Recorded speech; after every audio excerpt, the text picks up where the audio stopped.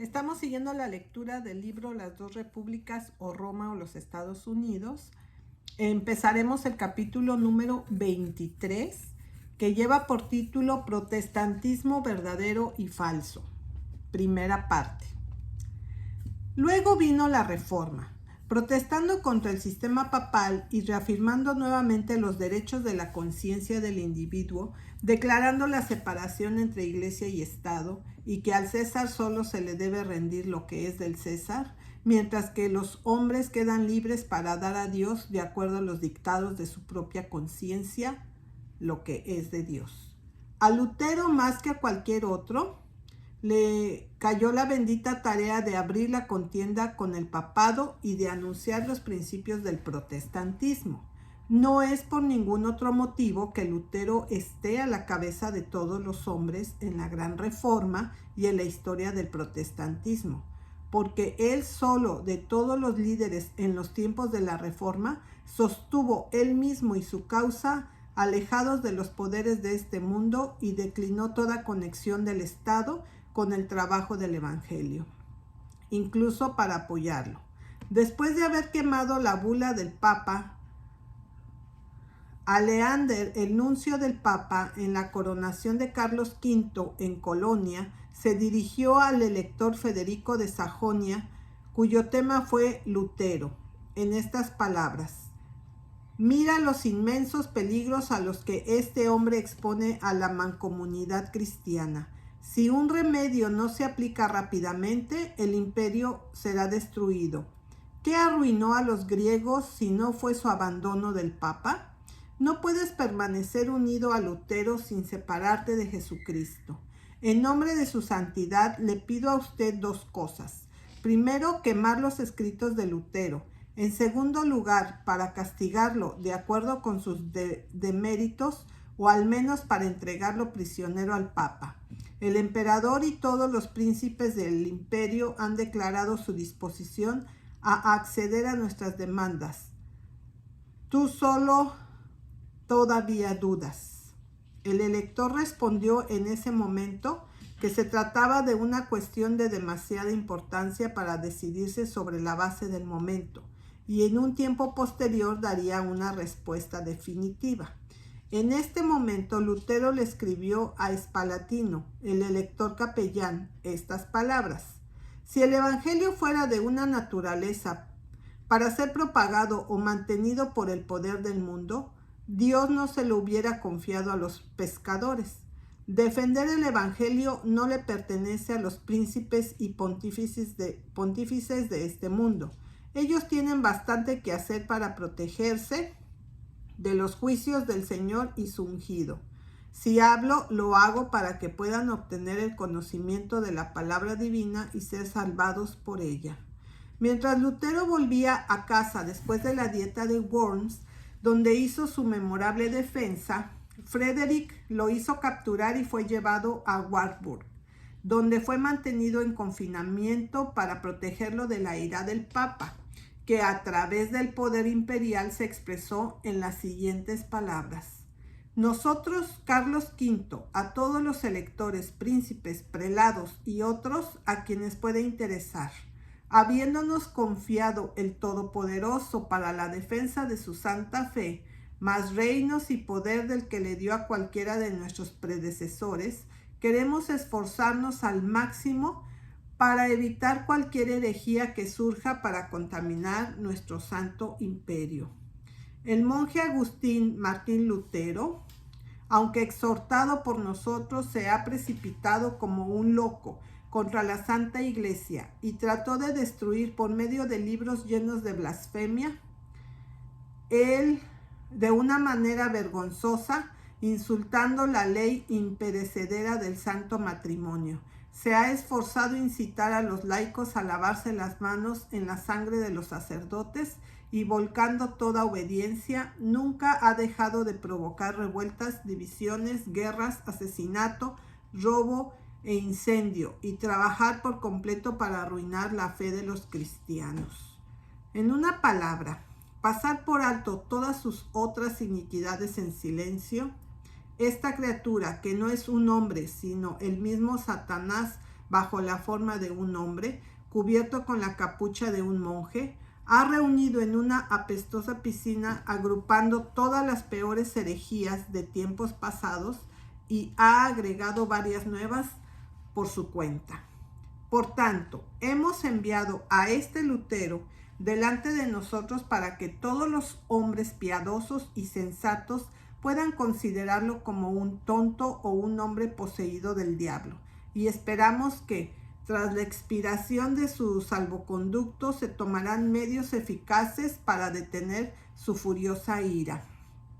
Por lo tanto, bajo pena de incurrir en el castigo debido al delito de traición, le prohibimos presentar a dicho Lutero tan pronto como él expirará el término fatal, para ocultarlo, darle de comer o beber y prestarle de palabra o de hecho, en público o en secreto, cualquier tipo de ayuda. Le exhortamos además a que lo aprese o lo haga apresar, donde quiera que sea. Usted lo encuentra y nos lo trae sin demora, o para mantenerlo seguro hasta que sepa de nosotros cómo deberá actuar con respecto a él, y hasta que reciba la recompensa debida a sus esfuerzos en tan santa obra. En cuanto a sus adherentes, deberá tomarlos, reprimirlos y confiscar sus bienes. En cuanto a sus escritos, si la mejor comida se convierte en el terror de toda la humanidad, tan pronto como una gota de veneno se mezcla con ella, cuanto más estos libros, que contienen un veneno mortal para el alma, no solo deben ser rechazados, sino también aniquilados. Por tanto, los quemarán o de otra manera los destruirán por completo.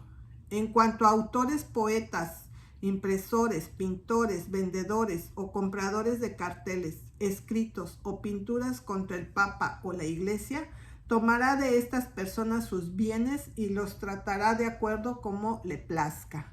Y si alguien, cualquiera que sea su dignidad, se atreva a actuar en contradicción al decreto de nuestra Majestad Imperial, ordenamos que sea puesto bajo la proscripción del imperio, que todos se amolden a esto. Lutero permaneció en Warburg hasta el 3 de marzo del año 1522, cuando sin permiso de nadie se fue y regresó a Wittenberg, sabiendo que su salida de Warburg sin decirle nada al lector sería ingrato, y sabiendo también que su regreso era total y virtual negación de la protección del elector. Le dirigió el tercer día de su viaje la siguiente carta: Gracia y paz de Dios nuestro Padre y del Señor Jesucristo.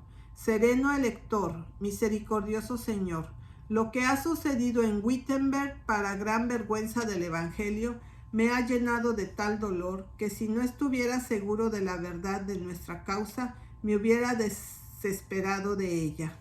Su Alteza lo sabe, o si no, por favor, se ha informado que recibí el Evangelio no de los hombres, sino del cielo, por nuestro Señor Jesucristo. Si he pedido conferencias, no fue porque tuviera dudas de la verdad, pero por humildad y con el propósito de ganar a los demás. Pero como mi humildad se vuelve contra el Evangelio, mi conciencia ahora me impulsa a actuar de otra manera. He cedido bastante a su Alteza en exiliarme durante este año. El diablo sabe que no fue por miedo que lo hice. Habría entrado en Worms, aunque hubiera habido tantos demonios en el pueblo como tejas en los tejados. Ahora, Duque George, con quien su Alteza intenta tanto asustarme, está lejos de ser menos temible que un solo diablo. Si lo que ha tenido lugar en Wittenberg hubiera tenido lugar en Leipzig, la residencia del duque, instantáneamente hubiera montado mi caballo y me hubiera ido. Aunque perdone la expresión su Alteza, durante 9 días no hubiera sucedido nada, sino que cada uno de ellos hubiera estado 9 veces más furioso que el duque George. ¿En qué está pensando al atacarme? ¿Toma a Cristo mi Señor por un hombre de paja? El Señor se complazca en desviar el terrible juicio que se avecina sobre él. Es necesario que su Alteza sepa que estoy en camino a Wittenberg, bajo una protección más poderosa que la del elector. No pienso solicitar la ayuda de su Alteza. Hasta aquí de desear su protección. Prefiero darle la mía. Si supiera que Su Alteza pudiera o quisiera protegerme, no vendría a Wittenberg. Ninguna espada puede ayudar a esta causa. Solo Dios debe hacer todo sin ayuda o cooperación humana. El que tiene más fe es el mejor protector. Ahora observo que Su Alteza todavía es muy débil en la fe. Pero como Su Alteza desea saber qué hacer, yo responderé con toda humildad. Su Alteza Electoral ya ha hecho demasiado y no debería hacer nada en absoluto. Dios no quiere y no puede tolerar o sus preocupaciones y trabajos o los míos. Deje que Su Alteza, por tanto, actúe respectivamente. En cuanto a lo que me concierne, Su Alteza debe actuar como elector. Debe permitir que se ejecuten las órdenes de Su Majestad Imperial en sus ciudades y distritos rurales. No debe arrojar ninguna dificultad en el camino. Si se quisiera apresar a matarme, porque nadie debe oponerse a los poderes existentes, salvo al que los estableció. Que Su Alteza entonces deje las puertas abiertas y respete las conductas seguras. Si mis enemigos mismos o sus enviados entraran en los estados de Su Alteza en busca de mí, de esta forma evitará toda vergüenza y peligro. He escrito esta carta apresuradamente para que no se desconcerten al enterarse de mi llegada. Con quien tengo que tratar es una persona diferente del duque George. Él me conoce bien y yo sé algo de él. El más humilde servidor de Su Alteza Electoral, Martín Lutero. Borna, el conductor Ash, miércoles del 1522. Durante su ausencia se habían levantado espíritus fanáticos y se habían tomado medidas extremas o algo violentas, y entre las primeras palabras que pronunció a su llegada a Wittenberg fueron estas: es por la palabra que debemos luchar, por la palabra volcar y destruir lo establecido por la violencia. No estoy dispuesto a emplear la fuerza contra los supersticiosos o los incrédulos. Que el que cree se acerque. Que el que crea no se mantenga apartado. Ninguno debe estar limitado. La libertad es la esencia de la fe. En 1524 los campesinos de Suabia se rebelaron y en enero, en 1525, Lutero les dirigió las siguientes palabras: el Papa y el Emperador se han unido contra mí, pero cuanto más el Papa y el Emperador han irrumpido, cuanto mayor es el progreso que el Evangelio ha hecho. ¿Por qué? Porque nunca he dibujado la espada, ni he llamado a la venganza, porque yo tampoco he tenido recurso al tumulto o la rebelión. Lo he encomendado todo a Dios y he esperado su fuerte mano. No es con la espada ni con el mosquete con lo que luchan los cristianos, pero con el sufrimiento y la cruz. Cristo, su capitán, no manejó la espada, la colgó del árbol.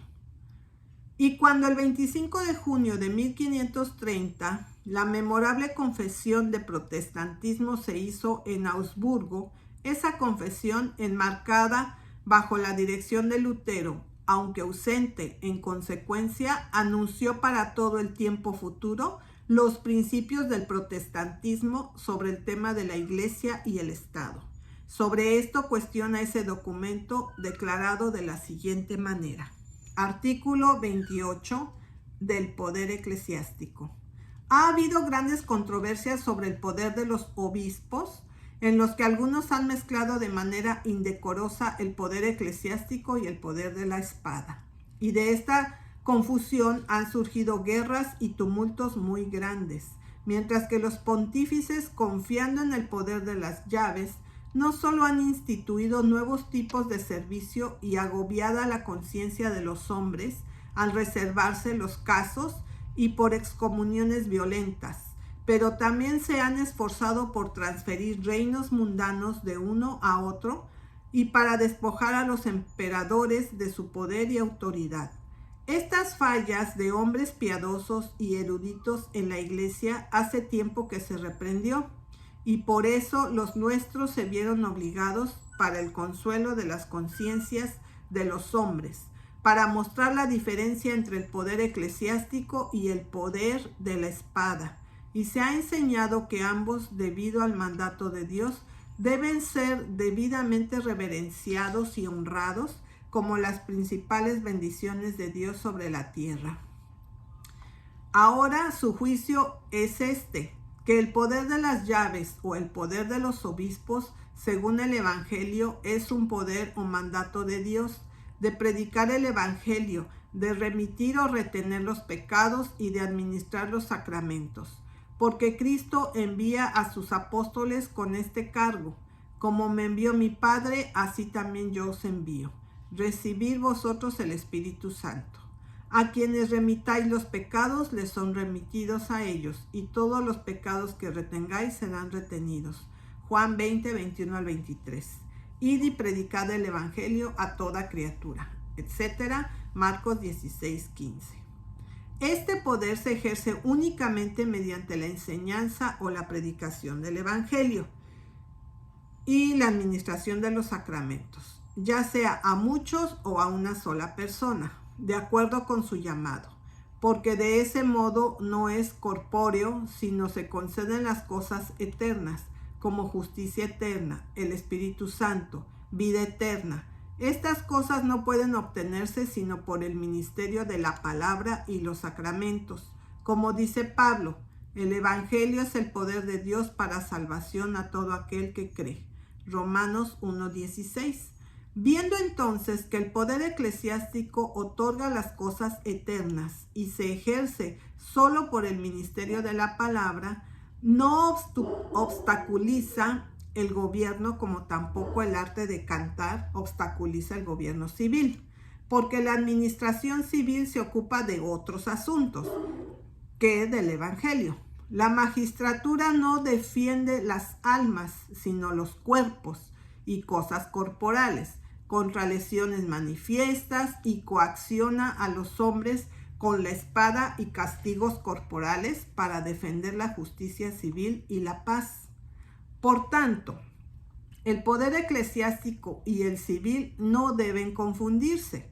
El poder eclesiástico tiene su propio mandato: predicar el Evangelio y administrar los sacramentos, que no entre por la fuerza el oficio de otro, que no transfiera reinos mundanos, que no derogue las leyes de los magistrados, que no se retire de ellos por las leyes de la obediencia, que no obstaculicen los juicios que afecten a cualquier ordenanza civil o contratos, que no prescriba leyes al magistrado, que toquen la forma del Estado. Como dice Cristo, mi reino no es de este mundo. Juan 18:36. De nuevo, ¿quién me nombró juez o divisor de ustedes? Lucas 12:14. Y Pablo dice, nuestra conversación es en los cielos. Filipenses 3:20. Las armas de nuestra guerra no son carnales, sino poderosas por Dios para derribar fortalezas, derribando imaginaciones, etc. Segunda de Corintios 10, 4 y 5. De esta manera, los nuestros distinguen entre los deberes de cada poder, uno del otro, y amonestan a todos los hombres a honrar ambos poderes y a reconocer ambos para hacer dones y bendiciones de Dios. Si los obispos tienen algún poder de la espada, no lo tienen como obispos por mandato del Evangelio, pero por la ley humana dada a ellos por reyes y emperadores para el gobierno civil de sus bienes. Esta, sin embargo, es otra función que la del ministerio del Evangelio. Cuando, por tanto, la cuestión se refiere a la jurisdicción de los obispos, el gobierno civil debe distinguirse de la jurisdicción eclesiástica. Nuevamente, de acuerdo con el Evangelio, o como ellos lo llaman, por divino, los obispos como obispos, es decir, los que tienen la administración de la palabra y los sacramentos confiados a ellos, no tienen otra jurisdicción en todo, solo para perdonar pecados, también para investigar la doctrina, para rechazar doctrina incompatible con el Evangelio y para excluir de la comunión de los hombres malvados de la Iglesia, cuya maldad es manifiesta, sin fuerza humana, sino por la palabra. Y aquí, por necesidad, las iglesias deben, por derecho divino, rendirles obediencia, según al dicho de Cristo. El que a ti te escucha, a mí me escucha. Lucas 10:16. Pero cuando enseñan o determinan algo contrario al Evangelio, entonces las iglesias tienen un mandato de Dios que prohíbe la obediencia a ellos. Cuidado con los falsos profetas. Mateo 7:15. Aunque un ángel del cielo que predique cualquier otro evangelio sea anatema. Gálatas 1:8. No podemos hacer nada contra la verdad, sino por la verdad. Segunda de Corintios 13:8. Además, este poder me ha dado el Señor para la edificación y no la destrucción. Segunda de Corintios 13:10. Esta confesión es una sólida exposición de la doctrina de Cristo con respecto a los poderes temporales y espirituales. Eso define clara y correctamente la jurisdicción del Estado para que sea solo en lo civilizado, que la espada que es blandida por el poder es preservar la justicia civil y la paz, y que la autoridad del Estado debe ejercerse únicamente sobre los cuerpos de los hombres y las preocupaciones temporales de la vida, es decir, de los asuntos de este mundo. Esto cierra el Estado de toda conexión o interferencia con las cosas espirituales o religiosas. Separa por completo la religión y el Estado. Al hacer esto para el Estado, también define claramente el lugar de la Iglesia, mientras que el Estado se mantendrá totalmente apartado de las cosas espirituales y religiosas, se ocupará solo de los asuntos civiles y temporales de los hombres. La Iglesia, por su parte, es mantenerse al margen de los asuntos del Estado y no interferir en las preocupaciones civiles y temporales de los hombres. El poder de la Iglesia no debe mezclarse con el poder del Estado. El poder de la Iglesia nunca debe invadir el ámbito o buscar orientar la jurisdicción del Estado. El deber del clero es ministrar el Evangelio de Cristo y no las leyes de los hombres. Al ocuparse de su membresía en el ejercicio de la disciplina, las autoridades eclesiásticas deben actuar sin poder humano y únicamente por la palabra de Dios. El ministerio del Evangelio se refiere solo a las cosas eternas y no debe preocuparse por la administración política. Este es el protestantismo. Este es el cristianismo. Donde quiera se han seguido estos principios, existe el protestantismo ejemplificado en la Iglesia y el Estado. Donde quiera que estos principios no se han seguido, existe el principio del papado. No importa lo que la profesión pueda tener.